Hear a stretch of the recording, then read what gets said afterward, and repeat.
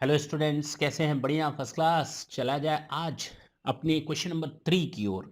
Last session में हम लोगों ने जर्नल एंट्रीज में क्वेश्चन नंबर 1 क्वेश्चन नंबर 2 दोनों देख लिए थे। आज हम लोग थोड़ा आगे बढ़ते हैं। क्या है इस क्वेश्चन में, जरा देखें। बेसिक क्वेश्चन है बिल्कुल, और बट ऑब्वियस है, धीरे धीरे धीरे धीरे टफ लेवल पर चलना ही है हमको। Ramesh started business with cash, ये हमें दे रखा है। जर्नल एंट्रीज करनी है, किया जाए। फॉर्मेट फॉर्मेट आप लोग कंप्लीट बनाएंगे कॉपी में, मेरी तरह आधा और अधूरा नहीं बनाएंगे।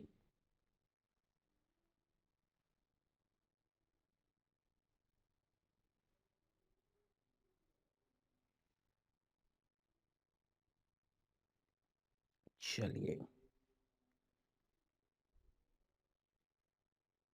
डेट का भी बना दें, क्योंकि डेट दिया है ना इस क्वेश्चन में।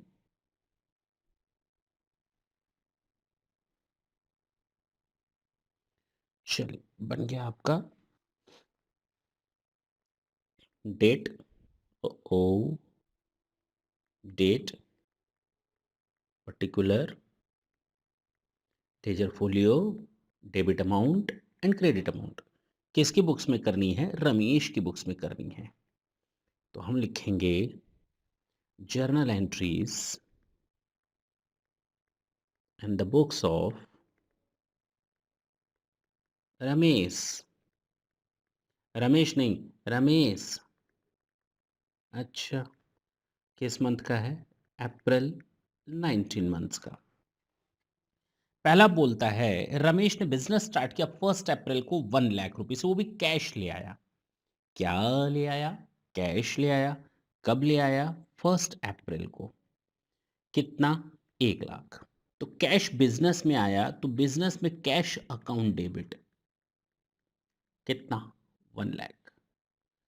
अच्छा, बिजनेस में कैश लाया, कौन ले आया? रमेश ले आया। रमेश अगर पैसा ले आता है एज अ ओनर, तो सेपरेट एंटिटी कंसेप्ट तो याद रखेंगे, लेकिन ये उसके कैपिटल अकाउंट में जाएगा। To Ramesh capital account.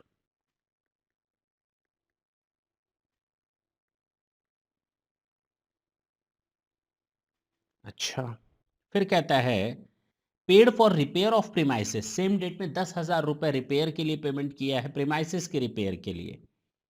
तो repair account debit, expenditure account debit, expenses debit होते हैं, टू कैश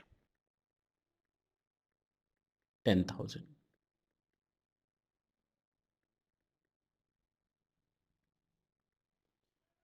एक्सपेंसेस डेबिट होते हैं, नॉमिनल नेचर का अकाउंट होता है, डेबिट कर दिया एक्सपेंसेस। रिकरिंग नेचर का टाइप होता है इनका।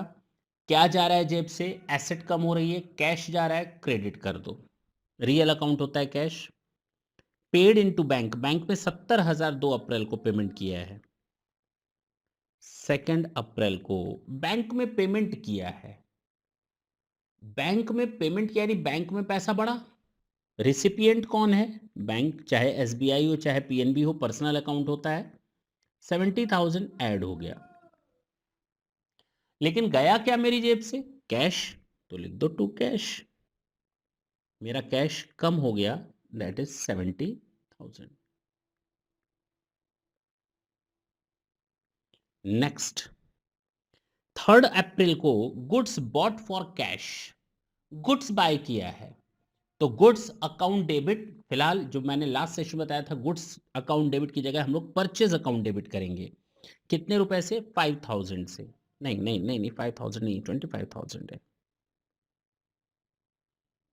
25 loan taken from bank, sorry छूट रही है, बीच में से एक छूट रहा है। 2 अप्रैल में 25,000 रुपए का लोन लिया है। 2 अप्रैल में 25,000 रुपए का लोन लिया। लोन देने वाला कौन भाई?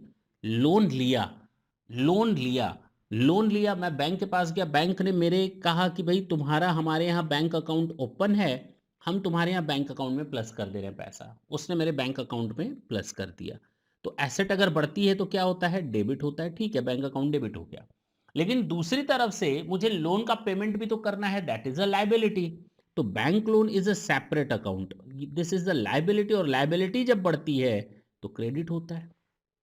एसेट जब बढ़ती है डेबिट, लायबिलिटी बढ़ती है तो क्रेडिट। फिलहाल ये एसेट नहीं है, bank account is a personal nature, और दो देने वाला होता है वो डेबिट, और जिसने दिया है वो क्रेडिट, लायबिलिटी है वो क्रेडिट। तो bank account debit to bank loan. तो bank account debit, bank loan is a liability, personal nature का है। गिवर, ऊपर भी पर्सनल नेचर का। रेसिपिएंट, रेसिपिएंट भाई देने वाला और लेने वाला दोनों पर्सनल नेचर है।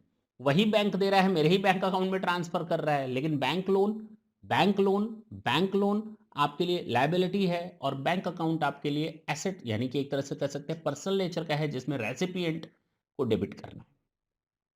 क्लियर? गिवर को क्रेडिट किया जाता है।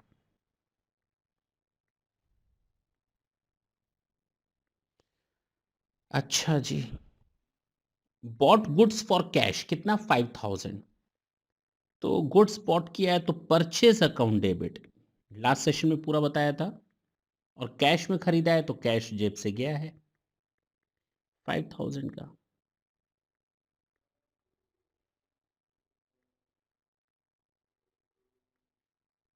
अच्छा, ये 3 अप्रैल की थी बात।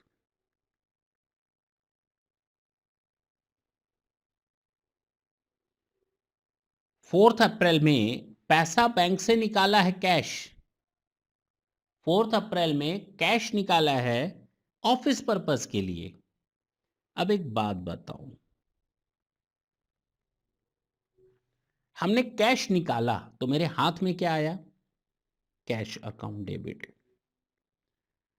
देने वाला कौन, गिवर कौन, बैंक।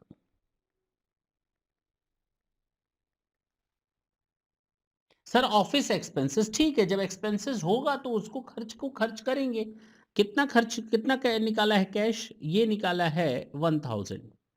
मान लेते हैं इसने इसमें से कुछ खर्च किया 200 रुपए ऑफिस एक्सपेंसेस, तो ठीक है कैश निकलेगा, अब ऑफिस एक्सपेंसेस जाएगा। Right now we didn't expend it, right now we draw the amount from the bank and kept it in our pocket. हमने उनको उस अमाउंट को अपनी जेब में रखा है बिजनेस में यूज करने के लिए। That's why cash account debit to bank account. मैं इसको खर्च करूंगा, कहां करूंगा वो बात की बात है, देखते हैं।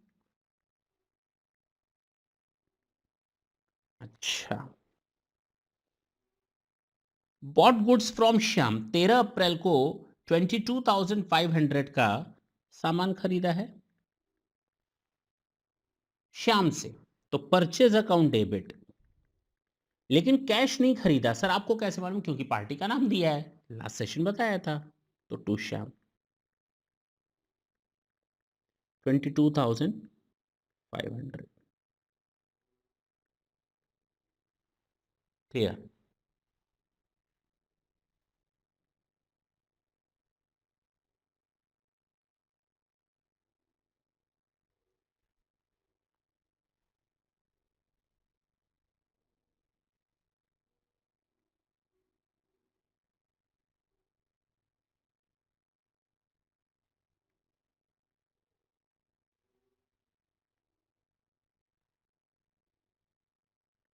चलो, 13 अप्रैल के बाद क्या है ट्रांजेक्शन, कार्टेज का एक्सपेंसेस किया है 500। मान लो इसी 1000 में से किया है जो खर्चे के लिए निकाला था। तो 22 अप्रैल को कार्टेज एक्सपेंसेस, एक्सपेंसेस आपके डेबिट ही होते हैं, नॉमिनल नेचर का, टू कैश 500। देखिए ना कैश निकल गया अब।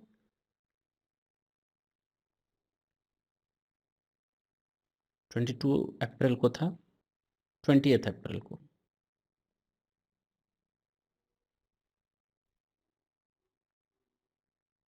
अच्छा, 13 अप्रैल का ही था। 20 अप्रैल को कृष्णा को माल बेचा, नगद या उधार, कैश या क्रेडिट। सर कृष्णा को माल बेचा है, पार्टी का नाम दिया है, कैश वर्ड नहीं लिखा है, इसका मतलब क्रेडिट सेल है। कृष्णा को सेल किया 20 अप्रैल को 15,000 में।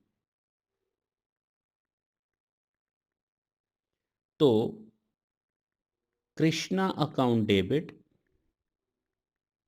Recipient account debit to sales account, nominal nature का फायदा है, तो मेरा क्रेडिट हो जाएगा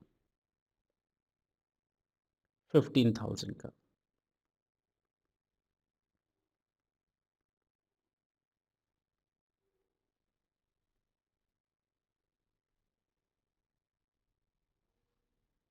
24 अप्रैल को कृष्णा से रिसीव किया 15,000। अरे भाई, जो सामान बेचा था उसने पैसा दे दिया 24 अप्रैल को, दिक्कत क्या है? तो कैश अकाउंट डेबिट, कृष्णा का अब अकाउंट क्लोज कर दो, क्योंकि अब उससे ना लेना ना देना, तो गिवर को क्रेडिट कर दो। पूरा 15,000 उसने दे दिया, एक एक रुपए का पाई पाई का हिसाब कर दिया। अच्छा, कहता है paid to Shyam by cheque 22,500। ये देखो ना, ये श्याम से माल खरीदा था, पैसा देना था, दे दिया, चेक से दिया है, तो टू बैंक। किस डेट में? 28 अप्रैल।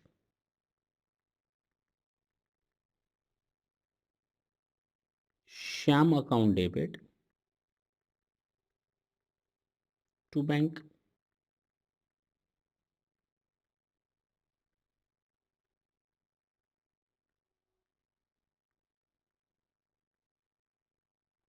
देखो ना, श्याम का अकाउंट क्लोज हो गया। अच्छा, 30 अप्रैल को कैश सेल्स है 8,000 की।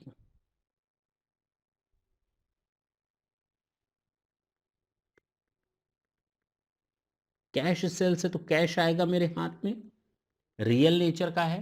कैश बढ़ता है तो एसेट डेबिट टू।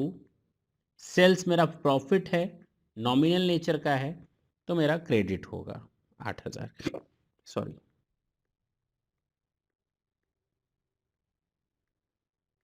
चलिए सर, यहां तक तो कोई दिक्कत नहीं है। 30 अप्रैल के बाद हम बात करते हैं। Paid salary to Ram. Ram को सैलरी दी।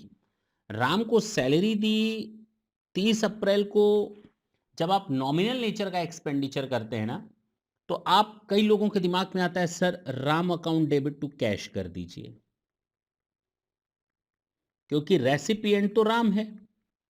कर दीजिए, ये हिसाब कितने का है? 3,000। ये आपका जो डाउट है, मैं वो बात बता रहा हूं। रेसिपिएंट राम है तो आप उसको कर दिए। अरे भाई, राम को हमने सैलरी दी है, नॉमिनल नेचर का है, वहां पार्टी का नाम आता ही नहीं है, वहां पार्टी का नाम आएगा ही नहीं। अरे, अगर मेरे यहाँ 500 एम्प्लॉयज हैं, तो हम सबका अलग अलग अकाउंट मेंटेन करेंगे या उनको सैलरी अकाउंट में ट्रांसफर करेंगे? सर, उनको सैलरी अकाउंट में ट्रांसफर करेंगे। Expenditure account debit. Is it clear? Recurring nature का है, इनका पेरोल अकाउंट अलग से बनता ही है। मालूम नहीं है तो आगे आएगा। Interest on loan from bank. अच्छा, ये पेड किया है या नहीं? पेड किया है, वर्ड लिखा है पेड, तो कितना है? 30 अप्रैल को 250। तो बैंक इंटरेस्ट हमारा खर्चा है 2। हमारी लायबिलिटी लोन की बढ़ गई। लोन हमारा, नहीं सर, क्यों भाई नहीं? पेड लिखा है तो पेड होगा बैंक से ही, bank interest. Yes sir, direct. या आप इसको एंट्री ऐसे भी कर सकते हैं। ऑप्शन है आपके पास।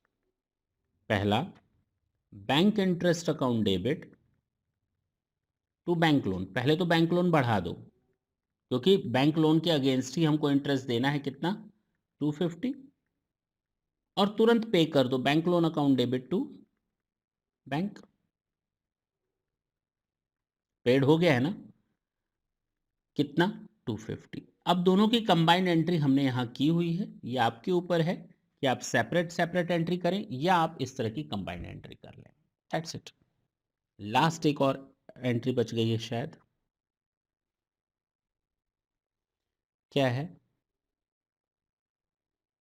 लोन रीपेड टू बैंक 25,250 का। ठीक है, तो रीपे कर देते हैं।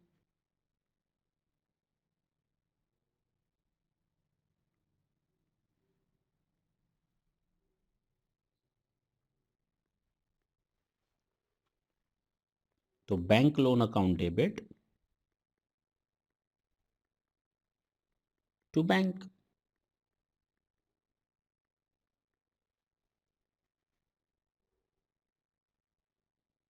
$25,250। Now this is your answer. पूरा क्वेश्चन खत्म हो गया। ये आपको बेसिक क्वेश्चंस हैं, याद रखेंगे। जितना ज़्यादा प्रैक्टिस करेंगे उतना बढ़िया होगा। ये जल्दी से नोट कर लें।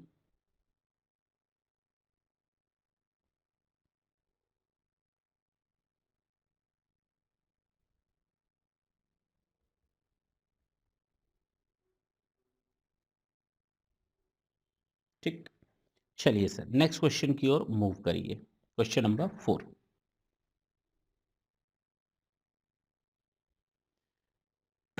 ढंग से सुनेंगे, बहुत इंपॉर्टेंट है, वेरी इंपॉर्टेंट। बीना वॉच कंपनी दिल्ली 25 पीस खरीदता है टाइम स्टार का रिस्ट वॉच। ओके, कहां से? पायनियर वॉचेस से, जिसकी लिस्ट प्राइस है 2000 पर यूनिट। एक घड़ी की कीमत 2000 है और 25 यूनिट्स खरीदी। इसका मतलब टोटल उसकी लिस्ट प्राइस है 50,000। ठीक है सर। Less 10% trade discount. तो ट्रेड डिस्काउंट का कोई जर्नल एंट्री नहीं होता, ये आपको मालूम है 10%। तो ये हो जाएगा 5000 माइनस, यानी हमारे ऊपर जो बिल बनाया गया ना वो 45,000 का बिल बनाया गया। सामने वाले ने सामान खरीदते समय मेरे ऊपर जो बिल बना करके दिया, आप दुकानदार के पास जाते कहते भाई बिल दो, तो जितने का बिल देगा उतना ही तो मैं पेमेंट करूंगा। Now he made a bill of ₹45,000 and I am needed to pay ₹45,000। Now this is after the adjustment of trade discount and the trade discount is already adjusted in your bill. Okay, कहता है cash discount 2% मिलेगा अगर 15 दिन के अंदर payment कर दिया तो। मान लेते हैं solution, assume payment was done within 15 days। तो यहां पर हमको कैश डिस्काउंट अलाउ करना पड़ेगा। कैश डिस्काउंट दे देते हैं। क्या एंट्री करेंगे भाई? सबसे पहले तो हमने माल खरीदा, तो परचेज अकाउंट डेबिट टू, किससे खरीदा? पायनियर लिमिटेड से, पायनियर वॉचेस से।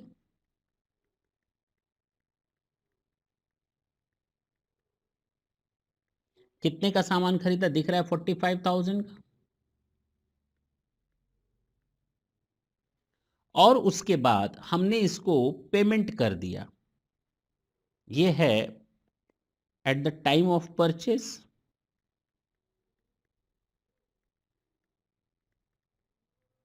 और at the time of payment क्या एंट्री करेंगे? मान लेते हैं विद इन 15 डेज, ऊपर लिखा ही है मैंने। तो पायनियर अकाउंट्स को खत्म करें।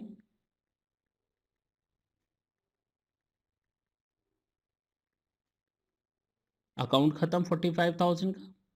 अगर मैंने 15 दिन के अंदर पेमेंट कर दिया तो मुझे कैश डिस्काउंट मिलेगा, और cash discount is a profit to me. मुझे कम पेमेंट करना है। कितना कम पेमेंट करना है? 2%। तो 2% होता है 900, और बाकी आप पेमेंट कर दें कैश या बैंक से। The net balance is means the which is needed to be payment 44,100 payment कर दिया, झंझट खत्म। ये था आपका सॉल्यूशन। था ना इंपॉर्टेंट? Yes sir. खत्म है क्वेश्चन नंबर 4। क्वेश्चन नंबर 5 देखा जाए। Generalized the following transaction. अब आते हैं बैड डेट्स को लेकर के। हम लोग ये अच्छी तरह जानते हैं, मान लो मैंने किसी को सामान बेचा, उधार माल बेचा, तो हम लोग एंट्री करते हैं at the time of sale, at the time of credit sales. हम आपको थ्योरी बता रहे हैं, ढंग से समझें। Debtor account debit to sales, हम लोग ये एंट्री पास करते हैं। मान लेते हैं 2 मिनट के लिए 10,000 का है। अब फ्यूचर में इसने हमको केवल 9,500 रुपए दिए। अगर इसने हमें चेक से दिए होंगे 5,000 तो हम लिख देंगे 5,000। इसने हमें कैश दिया होगा तो हमने लिख दिया कैश अकाउंट डेबिट। और टू डेटर्स मैंने ये लिख दिया। लेकिन इसने ये कहा कि भई ये जो 9,500 मैंने दिया है ना, this is full and final, I am not going to pay you anything. तो क्या मैंने उसको डिस्काउंट दिया? ना। मैं उससे कह रहा हूँ, भई तेरे ऊपर बैलेंस है ₹500 दे दे, कहता है नहीं।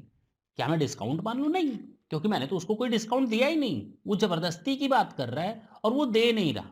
मैं माँग-माँग कर थक गया, आखिर में मैंने इसको बैड डेट्स यानी अपना लॉस मान लिया। तो जितने खर्चे होते हैं वो डेबिट होते हैं ना? Yes sir. आपको अब इससे कोई पैसा नहीं मिलेगा। देखो ना, अकाउंट क्लोज़ हो गया डेटर्स का, जितने का डेबिट उतने का क्रेडिट, हमें मिला केवल 9,500, लॉस हो गया मेरा 500। और at the end of the year ये बैड डेट्स हमारा चला जाएगा पीएल अकाउंट में। कहाँ चला जाएगा? पीएल अकाउंट में। जितने लोग जानते हैं पीएल अकाउंट क्या होता है, कैसे बनता है, हम उनके लिए बात बता रहे हैं। जो लोग नहीं जानते, वो इस एंट्री को छोड़ देंगे, लास्ट वाले को, ठीक है ना? This was the way. ये होता है। यानी किसी से अगर हमको डेटर्स से पैसा लेना हो, मेरी बात ढंग से समझेंगे, अगर हमें डेटर्स से पैसा वसूलना है, तब तो हमारा ये जर्नल एंट्रीज़ एप्लीकेबल होगा।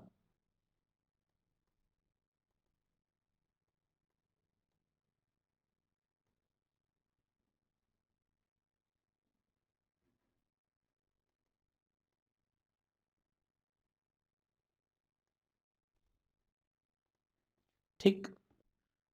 अब कहता है, हमें रमेश से लेना था 5,000, अब नहीं मिलने वाला। ना, रमेश से लेना था 5,000, वो अब हमें नहीं मिलने वाला। चलो हम बड़े प्यार से एंट्री करते हैं इस पहले वाले की। हम ये मान लेते हैं, शुरू से आपको समझाने की कोशिश करते हैं। हमने रमेश को मान लो 5,000 का सामान बेचा। कितने का? मान लेते हैं 5,000 का सामान बेचा। जब मैंने उसको सामान बेचा होगा, तो हम एंट्री करेंगे रमेश अकाउंट डेबिट, रेसिपिएंट है रमेश, टू सेल्स। हमें क्या मालूम कि ये चुट्टा निकलेगा और हमें हमारा पैसा नहीं देगा। मैं माँगता रह गया कि भई मेरा हिसाब ख़त्म कर दो, मुझे मेरा पैसा दे दो, सामने वाले ने नहीं दिया। थक हार करके मुझे इसको लॉस मानना ही पड़ा। लॉस मानने के लिए अब सेल्स, भाई सेल तो मान चुके हैं, लेकिन अब हमारा ये बैड डेट्स हो जाएगा क्योंकि रमेश हमको दे नहीं रहा। उसके अकाउंट्स को खोले रखने से कोई फ़ायदा नहीं है, उसको हमने क्रेडिट कर दिया। अब जो मुझे आपको समझाना है कि ये तभी पॉसिबल है बैड डेट्स का अकाउंट, जब कोई डेटर्स होता है। क्या होता है? डेटर्स होता है, उसी में से बैड डेट्स निकलता है। अगर डेटर्स नहीं होगा तो बैड डेट्स भी नहीं होगा। सर कुछ समझ में नहीं आया। जिनको हम माल बेचते हैं वो हमारे डेटर्स होते हैं, कस्टमर होते हैं। जिनको हम माल बेचते हैं उधार, क्रेडिट पर वो हमारे होते हैं डेटर्स। तो यहाँ पर रमेश को, I sold the goods on credit basis to Ramesh, that's why Ramesh was treated as a debtor to me. अब ये डेटर जब हमें पैसा नहीं देगा, then it would be treated as a bad debts. ये याद रखेंगे, केवल डेटर्स के केस में बैड डेट्स अराइज होता है। सर कोई और भी होता है क्या? मान लो मैंने रमेश को कोई एडवांस दिया। सेल नहीं किया। तो हम एंट्री करते हैं Ramesh account debit to cash, या इधर लिख देंगे ये 5,000। अब ये डूब गया पैसा, डूब गया, तो he is not a debtor to me. ये मेरा कोई डेटर नहीं था। मैंने उसको उधार माल नहीं बेचा था, मैंने उसको एडवांस दिया था, या भाई परचेज करना था सामान, परचेज करना था। तो he is not a debtor to me at all. तो यहां पर बैड डेट्स की सिचुएशन नहीं आएगी। ये 5,000 लॉस होता है तो लॉस ऑफ अमाउंट या लॉस ऑफ ये आपका एडवांस। ठीक है ना? पक्की बात है, दोनों में फर्क समझ में आ रहा है। तो ये बैड डेट्स हमेशा केवल और केवल हमारा जनरेट होता है, ये याद रखेंगे, किस पर? बैड डेट्स, डेटर्स पर जनरेट होता है। अब ये जो क्वेश्चन आपके सामने दिया है इसी में से ही है। हमसे पूछा है कि 5,000 इररिकवरेबल है, तो हम केवल ये एंट्री पास करेंगे, ये वाली। हमसे ये पूछा नहीं था, ये हो चुकी होगी एंट्री पास्ट में। जब ट्रांज़ैक्शन हुआ होगा, उस समय ये एंट्री हो चुकी होगी। तो आपको ये सेकंड एंट्री पास करनी थी। फर्स्ट मैंने केवल समझाया। अब दूसरा क्या कहता है, सोहन डिक्लेयर्ड हो गया इंसॉल्वेंट। तो जिसको मैंने माल बेचा था, जिससे मुझे पैसा लेना था, वो डेटर मेरा इंसॉल्वेंट हो गया। इंसॉल्वेंट मतलब दिवालिया हो गया, दिवाला निकल गया। तो he was already a debtor to me, but now after insolvent I am not expecting anything from him, but yes, उसका जो ऑफिशियल रिसीवर है, मान लो मेरा कोई डेटर है जिसको मैंने माल बेचा था, उसकी एक दिन दुख खबरी मेरे पास आई कि भैया वो तो इंसॉल्वेंट हो गया। मैं दौड़ा दौड़ा उसके पास गया, मैंने कहा मेरा पैसा तो दो। तो उसने कहा मैं नहीं दूंगा पैसा, ये ऑफिशियल रिसीवर है जो गवर्नमेंट ने अपॉइंट किया है, अब ये पैसा देगा। तू मुझे मत दौड़ा, डंडा मत मार, तू अब इससे पैसा लिए, सरकारी आदमी है, ये तुझे पैसा देगा। तो उसने कहा ऑफिशियल रिसीवर ने, भैया ये तो खुद कंगाल हो गया है, तुम्हें 60% पैसा मिलेगा। कितना? 10,000 रुपए तुम्हें सोहन से लेना था, लेकिन अब तुम्हें केवल 6,000 रुपए मिलेगा। तो यहां पर हम पूरी जर्नल एंट्री फिर से करते हैं, जैसे अभी पिछले क्वेश्चन में की। हम यहां पर सोहन को पहले माल बेच देते हैं, तो हम एंट्री करेंगे सोहन अकाउंट डेबिट। ये फर्स्ट एंट्री हम केवल आपको समझाने के लिए बता रहे हैं। To sales 10,000। हमने जब उससे पैसा मांगने की कोशिश की, तो उसने कहा हम तो इंसॉल्वेंट हो गए भाया, हमसे पैसा लेने से कोई फायदा नहीं है, तू मेरे ऑफिशियल रिसीवर से ले लो। तो उसने कहा 6,000 हम दे देंगे। तो मुझे कितना मिला? Bank account debit 6,000। जबकि लेना कितना था? 10,000। लेकिन अब मिलेगा नहीं, ये तो कंफर्म हो गया। तो सोहन का अकाउंट खोल कर रखने से कोई फायदा नहीं है, जब मिलना ही नहीं है पैसा। तो इसका मतलब ये 4,000 मेरा लॉस हो गया। This is your bad debts. और ये बैड डेट्स हमारा पीएल में ट्रांसफर हो जाता है। जिसको मालूम है समझ में आ जाएगा, नहीं मालूम पीएल क्या होता है वो बाद में समझ में आएगा। चलिए फिलहाल, इज इट क्लियर? लास्ट कहता है received cash for bad debts against return of last year. एक आदमी था जिससे हमें 700 रुपए लेने थे। मैं थोड़ा डिटेल में बता रहा हूं, पेशेंस रखेंगे। 700 रुपए लेने थे। क्यों क्यों लेने थे? क्योंकि मैंने वो उधार माल बेचा था। तो मैंने लिखा किसको?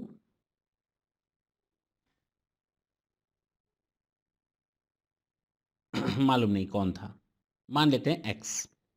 तो X account debit to sales 700 रुपए। मान लेते हैं 700 रुपए का माल बेचा। ये एक्स्ट्रा जर्नल एंट्री में करवा रहा हूं, ये करनी नहीं है आपको, समझने के लिए। उसके बाद मैंने इससे कहा पैसा दो, उसने नहीं दिया, मांगता रह गया मैं। वो कहा नहीं देंगे, जो करना है वो कर लो। मजबूरन मुझे एक्स का अकाउंट क्लोज करना पड़ा, और डेटर्स का ये जो अमाउंट नहीं मिला वो मैंने बैड डेट्स में ट्रांसफर कर दिया। तो 2x। ठीक, हाँ सर। इसके बाद क्या हुआ? उस आदमी का जमीर जाग गया, उसने मुझे वो पैसा फ्यूचर में दे दिया 700। अब जरा देखो, मैंने तो एक्स का अकाउंट ऑलरेडी, इधर देखेंगे ढंग से, एक्स का अकाउंट ऑलरेडी मैंने खत्म कर रखा है। देखो ना, काट दिया मैंने। एक्स का अकाउंट तो है ही नहीं मेरी बुक्स में। अब मेरी बुक्स में एक्स का अकाउंट का नाम है ही नहीं। लेकिन हाँ, जो बैड डेट्स मैंने लिखा था, अब ये पैसा मिल गया। जब ये पैसा मिल गया, तो मैं यहां लिखूंगा पैसा मिलने पर बैंक या कैश अकाउंट डेबिट, और ये बैड डेट्स ना होकर अब बैड डेट्स रिकवरी हो जाएगी। क्या हो जाएगी? Bad debts recovered. कितना? तो बैड डेट्स जो पहले पीएल में गया था, रिकवरी भी पीएल में ट्रांसफर हो जाती है। ये भी हमारा पीएल में जाता है। और ये हमारी इनकम, जो पहले घाटा मान लिया था, वो मेरा फायदा हो गया। सर एक्स का नाम नहीं लिखा आपने। अरे एक्स का नाम तो ऑलरेडी बुक्स में है ही नहीं। चलो एक काम करते हैं, ये मान लेते हैं उसने अगर समय पर पैसा दे दिया होता, मैंने उसको सामान बेचा, उसने पैसा दे दिया। यहां पर भी वही हुआ, मैंने उसको सामान बेचा, उसने पैसा दे दिया। अगर सामान बेचा और पैसा दे दिया तो एंट्री होती है, अगर सामान बेचा और पैसा दे दिया होता तो bank account debit to X करते हम सीधे सीधे। अगर ये बैड डेट्स का लोचा नहीं आता तो यहां पर तो सामान बेचा, पैसा मिल गया। लेकिन बीच में एक कहानी आ गई, पहले हमने बैड डेट्स माना, फिर रिकवरी। तो एक बात बताओ, 2 मिनट के लिए इधर देखना। ये तो वैसे ही कट गया। फिर से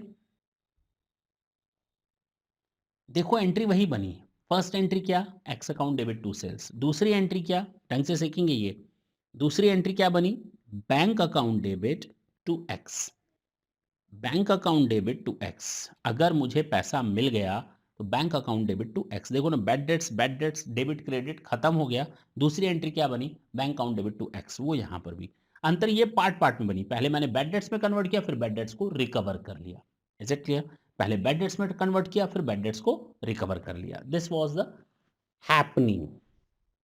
ठीक, तो आपको एग्जाम में जो करना है ना, ये थर्ड एंट्री करनी है। Question is asking to pass this one journal entry, that's it. जो लास्ट लास्ट जर्नल एंट्री है ना, सेकंड सेकंड और ये थर्ड, यही आपको पास करनी है और कुछ नहीं करना। बैड डेट्स किस पर होता है सर? डेटर्स पर होता है। डेटर्स के अलावा किसी पर नहीं होता, बस इतना याद रखेंगे। बैड डेट्स कहाँ जनरेट होता है? डेटर्स पर। जिसको मैंने उधार माल बेचा है वो पैसा ना दे, तो जितना पैसा ना दे वो बैड डेट्स में ट्रांसफर हो जाता है और उसका अकाउंट उतने से हम क्लियर कर देते हैं, क्योंकि अकाउंट ओपन करने से कोई फायदा नहीं है जब हमें मालूम है कि सामने वाला चट्टा निकल गया। He is having no such type of intention to make the payment of me to that amount. I am needed to close this account to that extent, but I'll not tell him. मैं उसको ये नहीं बोलूंगा, देख तूने मुझे 5,000 नहीं दिया ना, मैंने तेरा अकाउंट क्लोज कर दिया ना ना। जब भी वो रास्ते में मुझे मिलेगा मैं कहूंगा 5,000 दे। जब भी भाई मैंने उसको क्यों बताना कि मैंने तेरा अकाउंट बैड डेट्स में डाल दिया है? हो सकता है कभी दे ही दे, हमने अपने बुक्स में जीरो कर दिया, फ्यूचर में दे दिया तो मैंने उसको प्रॉफिट मान लिया, जैसा कि मैंने अभी बताया। क्वेश्चन नंबर 6 कहता है कि paid into bank for opening a current account.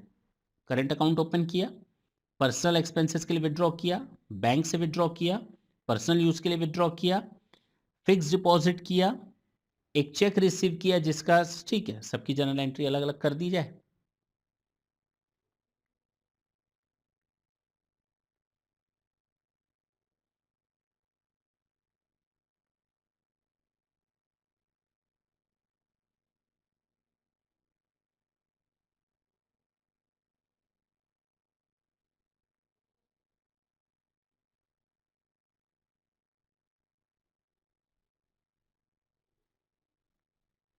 Journal entry,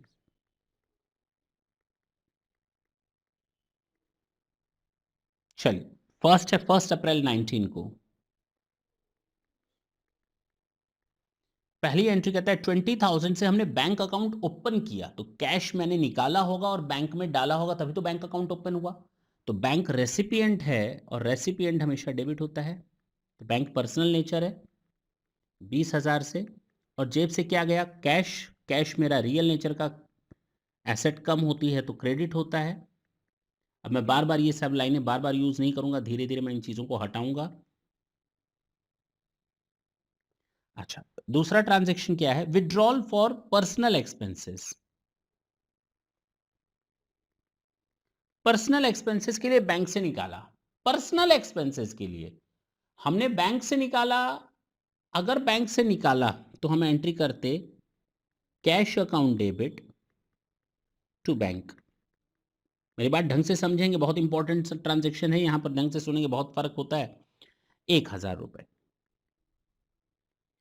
कह रहा है, ये जो पैसा निकाला ना, ये मैंने कैश अकाउंट डेबिट किया। कैश अकाउंट डेबिट तो तब करते ना जब ये पैसा बिजनेस में रहता।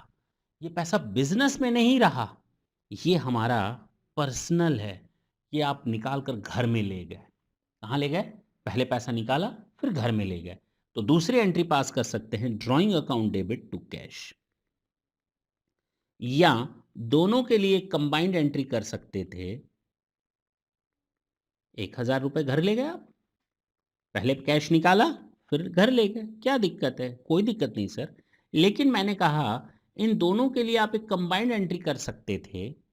आप डायरेक्ट पैसा घर लेकर चले जाओ ना, ड्रॉइंग अकाउंट डेबिट, और क्या कम हो गया आपका? Bank account. तो गिवर इज बैंक।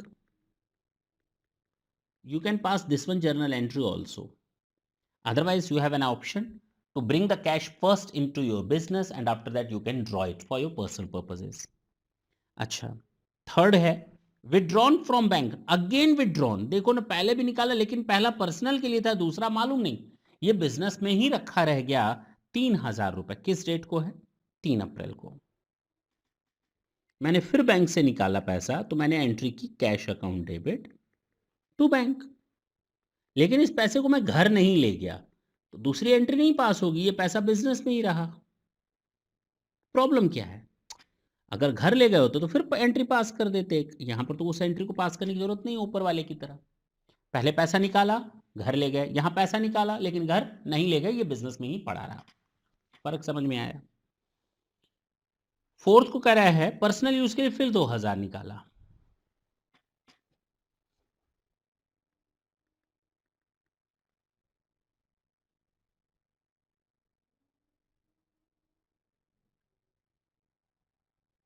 ओके,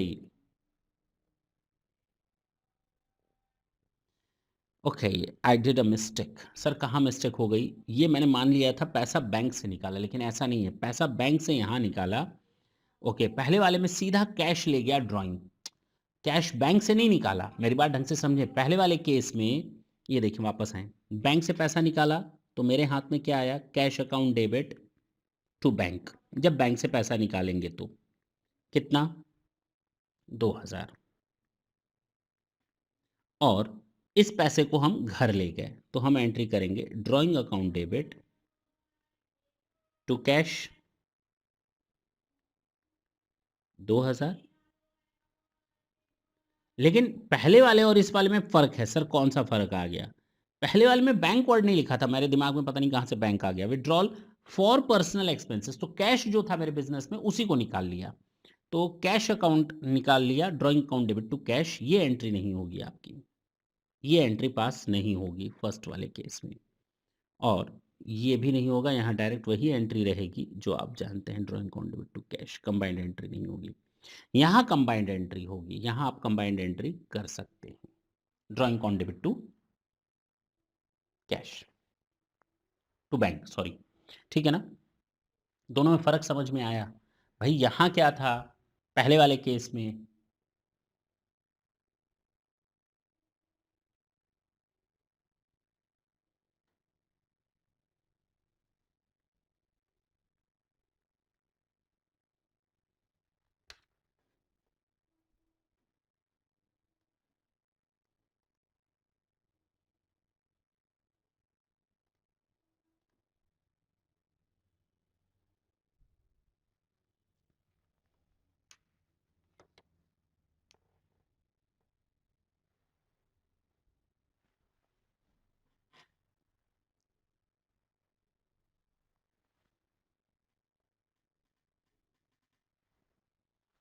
चलिए क्वेश्चन नंबर 6 स्टार्ट करते हैं। क्या कहता है question number 6? Generalized the following. मालूम है क्या करना है? 1 अप्रैल को करा है, बैंक में पैसा डाला एक करंट अकाउंट ओपन करने के लिए। ओके, 1 अप्रैल को पैसा बैंक में जमा किया अपना करंट अकाउंट यानी बैंक अकाउंट ओपन करने के लिए। कर देते हैं बैंक अकाउंट ओपन, क्या दिक्कत है? हमें कौन सा पैसा अपनी जेब से देना है?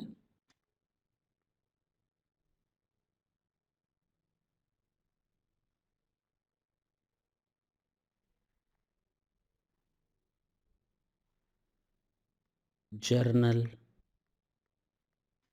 एंट्रीज 1 अप्रैल 19 को कह रहा है मैंने बैंक अकाउंट ओपन किया, तो लेने वाला कौन? बैंक। तो रेसिपिएंट बैंक अकाउंट, जेब से क्या गया होगा? कैश, तो टू कैश। रियल अकाउंट कितने रुपए? 20,000, बैंक में प्लस हो गया। ओके, अब दूसरा ट्रांजैक्शन कह रहा है कि हमने पैसा निकाला है, विड्रॉल किया है पर्सनल एक्सपेंसेस के लिए। 2 अप्रैल को मैंने विड्रॉल किया है, 2 अप्रैल को पैसा विड्रॉल किया पर्सनल। मेरा पैसा मैं बिजनेस में यूज कर रहा था, उसको मैं घर ले गया, तो घर ले गए आप, आपका कैश तो कम हो गया 1,000 रुपए से। बोलो, लेकिन ये आपका ड्राइंग बढ़ा दिया इसने। ड्राइंग आपकी कैपिटल को कम कर रहा है। यहाँ रेसिपिएंट, रेसिपिएंट ड्राइंग। सर नहीं समझ में आया, ड्राइंग को आपने क्यों डेबिट किया? होता क्या है, जब आप कैपिटल लगाते हैं ना बिजनेस में, लास्ट सेशन मैंने बताया था, कैपिटल लगाया बिजनेस में तो आप एंट्री करते हैं बैंक अकाउंट डेबिट या cash account debit to capital. आज भी देखा था एक क्वेश्चन आते ही, हाँ या ना? अब एसएससी क्या करता है, इस पैसे से कमाता है और कमाता है, सेल करता है, परचेस करता है, प्रॉफिट आता है, उसकी कैपिटल प्लस होती रहती है, लेकिन उसको घर भी तो चलाना है। घर कहाँ से चलाएगा? इसी बिज़नेस से चलाएगा। पैसा कहाँ से निकालेगा घर खर्च के लिए? इसी बिज़नेस से निकालेगा। जब घर में ले जाएगा पैसा वापस, तो टू कैश या बैंक करेगा और कैपिटल अकाउंट डेबिट करेगा। तो इंस्टेड ऑफ जैसे मान लो आज ₹100 खर्च किया, कल आलू सब्जी खरीद लिया, परसों उसने चॉकलेट खरीद लिए, 3 दिन बाद उसने कुछ और चीज़ें घर के लिए कपड़े खरीदे, तो वो साल भर उस बिज़नेस से पैसा खर्च करता रहता है और बार-बार हम लिखेंगे capital account debit, capital account debit. जब पैसा लाया था कैपिटल अकाउंट क्रेडिट और अब हम जब बार-बार खर्च करेगा तो लिखेंगे कैपिटल अकाउंट डेबिट। कितना गलत है। क्या बिज़नेस में पैसा बार-बार ले गए थे? नहीं, एक ही बार ले गए थे। पैसा तो बार-बार निकल रहा है और बार-बार निकलेगा तो कैपिटल अकाउंट अफेक्टेड होगा, कैपिटल अकाउंट अफेक्टेड होगा, कितना गलत इम्पैक्ट जाएगा किसी के ऊपर। तो instead of debiting the capital account initially हम साल भर इसको ड्राइंग अकाउंट लिखते हैं। क्या लिखते हैं? घर के लिए ले जा रहे हो ना, लिखते जाओ drawing, drawing, drawing, drawing, drawing, drawing, drawing, drawing, drawing, drawing, drawing, drawing साल भर। और साल भर में जितनी भी ड्राइंग हुई उसको खत्म कर दो टू ड्राइंग करके और सबको एक साथ डेबिट कर दो कैपिटल अकाउंट से। अब समझ में आई बात? तो एक बार आपको देखने में भी कैपिटल अकाउंट अच्छा लग गया, पैसा आया और साल भर में इतना ड्राइंग के नाम पर एक ही बार में दिखा दिया ड्राइंग, कैपिटल अकाउंट को माइनस करते हुए। लेकिन ड्राइंग आपने 1000 बार दिखाया, उसके लिए अलग अकाउंट ओपन कर दिया। Is it clear? तो ये कुछ नहीं है बल्कि कैपिटल अकाउंट का ही निगेटिव फॉर्म है। कैपिटल अकाउंट का ही निगेटिव फॉर्म होता है ड्राइंग। तो ये है कैपिटल अकाउंट, जैसे पैसा आया उसी तरह ड्राइंग कैपिटल से गया। अच्छा, 3000 उसने बैंक से निकाले 3 अप्रैल को। 3 अप्रैल उसने बैंक से निकाले, तो कैश बढ़ गया 2। क्या कम हो गया? सर देने वाला बैंक है 3000, पैसा विड्रॉ किया है। इसको ये बिजनेस में ही यूज करेगा जब तक कोई इंफॉर्मेशन ना दी जाए। हम मान लेंगे ये बिजनेस में पड़ा रहा पैसा, ठीक है 3000, क्या दिक्कत है? पैसा विड्रॉ किया बैंक से, खर्च होगा बिजनेस में। कह रहा है बैंक से विड्रॉ किया है 4 तारीख को, लेकिन घर में यूज करेगा कितना? 2000। ओके, तो 4 अप्रैल को इसने फिर कैश निकाला है। पैसा बैंक से निकाला, cash account debit to bank 2000। लेकिन ये पैसा बैंक से निकाल कर आया ऑफिस और ये पैसा घर ले गया। भाई मैंने बैंक से पैसा निकाला, उसके बाद मैं अपने ऑफिस में चला गया, कैश अकाउंट डेबिट। लेकिन ये पैसा लेकर मैं घर आ गया और मैं घर में खर्च कर रहा हूं, तो ये पैसा लेकर मैं घर आ गया, तो drawing account debit to cash, और drawing is nothing else but your negative capital account. आप चाहें तो इन दोनों के लिए एक कंबाइंड एंट्री पास कर सकते थे, जैसा कि आपकी बुक्स में दिए हुए होते हैं। देखो ना, कैश कैश 2 बार लिखने से अच्छा एक ही बार लिखो, drawing account debit to bank. ये भी आप कर सकते हैं। Instead of passing two different entries you can pass a combined entry. 4 अप्रैल के बाद place on fix deposit at bank by transfer from current account. Bank से पैसा निकाला और फिक्स डिपॉजिट में ले गया। ठीक है, 5 अप्रैल को उसने बैंक से पैसा निकाला, तो गिवर इज बैंक, तो टू बैंक अकाउंट कितना था? 5000 था। हाँ, और इससे मैंने फिक्स डिपॉजिट में पैसा डाला। कहाँ डाला? Fix deposit. तो फिक्स डिपॉजिट मेरी एसेट होती है, जैसे इन्वेस्टमेंट होता है, जैसे आपका एसेट होता है, उसी तरह मेरा फिक्स डिपॉजिट भी एक इन्वेस्टमेंट होता है, वो मेरे लिए एसेट है। तो जब एसेट बढ़ती है तो उसको डेबिट करते हैं फिक्स्ड डिपॉजिट अकाउंट। एसेट जब बढ़ेगी डेबिट होगा, मालूम है। रियल अकाउंट प्लस होता है तो डेबिट होता है। अच्छा, लास्ट कहता है received a cheque from Raj and company to whom goods we sold. एक राज एंड कंपनी को 20,000 का सामान बेचा गया था लास्ट ईयर, उससे पैसा मिला और 1% डिस्काउंट दे दिया। अब हमें पैसा मिला बैंक में या कैश में? चेक से। और चेक डिपॉजिट किया है इसने 12 तारीख को, तो आज मुझे चेक मिला, तो मैं एंट्री करूंगा cheque in hand account debit to, किससे मिला है? Giver Raj and company. कितना लेना था? 10,000 या 20,000? 20,000। और 1% कम मिला है क्योंकि मैंने उसको डिस्काउंट दे दिया जो मेरे लिए नुकसान है। इसका मतलब उसने हमें 19,800 रुपए दिए। 200 उसने नहीं दिए, जो चला जाएगा डिस्काउंट अलाउड में।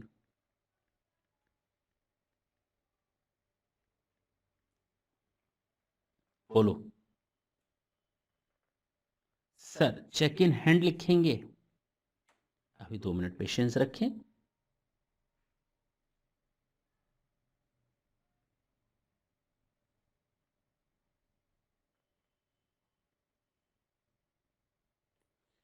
बारह अप्रैल को इसने ये चेक बैंक में जमा कर दिया तो बैंक में प्लस हो गया पैसा। रिसिपिएंट रिसीवर आपको डेबिट करना पड़ेगा 19,800 और चेक इन हैंड मेरे हाथ से निकल जाएगा और बैंक में चला गया। अब आते हैं आपके बुक्स ने किया क्या हुआ है। आपकी बुक्स ने किया है कुछ ये जो मैं यहां करने जा रहा हूं। उन्होंने कहा कि हम लिखेंगे कैश अकाउंट डेबिट। जब किसी से चेक मिलता है ना, हम लिखेंगे कैश अकाउंट डेबिट और डिस्काउंट में नुकसान हो रहा है टू राज एंड कंपनी 19,800 200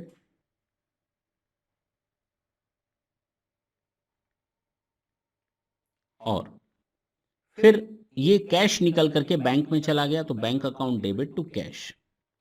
आपको ज्यादा आसान कहां लग रहा है? सर चेक इन हैंड में, क्योंकि कैश तो मेरे पास आया ही नहीं, मेरे पास तो चेक आया था। बुक्स वालों ने क्या किया, इसको कैश मान लेते हैं कि जब किसी से आपको चेक मिलता है this is just like a cash. आपने कैश रखा, जब बैंक में डिपॉजिट करेंगे तो बैंक में कर दिया, तो this is the treatment which is given in your books. लेकिन हम लोग इसको करेंगे, this is very easy and effective. Always you can understand that how much amount of cheque in hand is lying with you. आपके हाथ में check in hand कितना है जो बैंक में अभी डिपॉजिट करना है at any given point of time. मान लो मेरे पास 10 लोगों का चेक आया, अगर मैंने उसको कैश लिख दिया और चेक को मैंने अलमारी में डाल दिया, 6 महीने बाद याद है ओहो चेक तो बर्बाद हो गया, कैश पे लिख दिया था याद ही नहीं। अगर आप चेक इन हैंड से एंट्री करते हैं तो always it will be reflected in your financial statement of the balance sheet that these are the cheques, these are different checks which are lying in your hand, you are needed to deposit in your bank account। तो ये आपको एक clear cut information देता है। तो instead of passing this one entries which are given in your books, I try to pass, I will pass this journal entries and equally it will be 100% right. तो do not try to get confuse on that. ये हम लोग करेंगे और हमारे लिए best होगा, ठीक है ना? पक्का।